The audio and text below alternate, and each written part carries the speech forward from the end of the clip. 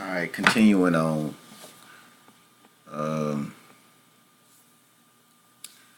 Says here number 5. Non-blacks are made beings.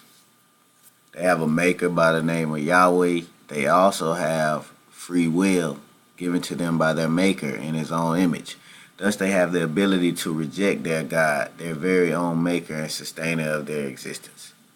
So it's like the whole Adam and Eve story is actually non-blacks being made. Mankind was made in the Creator's own image.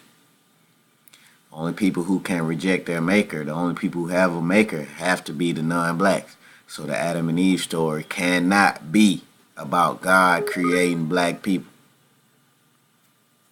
It's initiated wisdom from the deep, darkest, the heart of Africa. So, don't shoot the messenger. This is something of a dilemma, because in order for them to rule the world, they had to take it over from their makers, black people.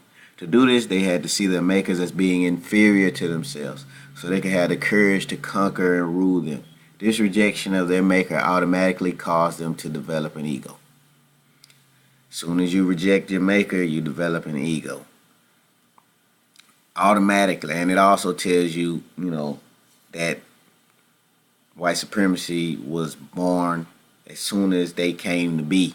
They created this paradigm of superiority / inferiority, where most of everything they have created in their society exists off of this same paradigm. Something's got to be better than something else. They can't operate any other way. So white supremacy has been here since the moment they were made. Number 7, thus all non-blacks have developed an ego of some kind. The proudest of them have what is called an overinflated ego, which is potentially the most dangerous kind in terms of their everlasting salvation. The most humble of them have only a mild ego, but an ego nonetheless.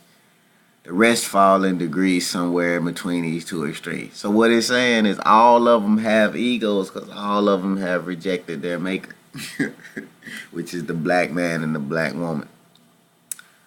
An interesting part right here says the overinflated ego is the most dangerous because of what it could do in terms of their everlasting salvation. Everlasting salvation, huh? For non-blacks.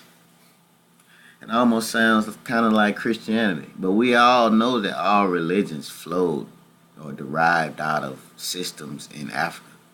We know they raided and destroyed Egypt and took that information back to Greece and Rome. There's no secret, So yeah, Christianity does have some parts that's going to resonate with tribal wisdom that was never ever touched by non-black people. Here you go right here. White people can have everlasting salvation if they are born again. How are they born again?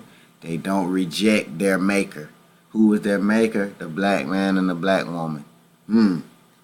Christianity actually works for non-black people. Stop rejecting your maker and you'll have everlasting salvation.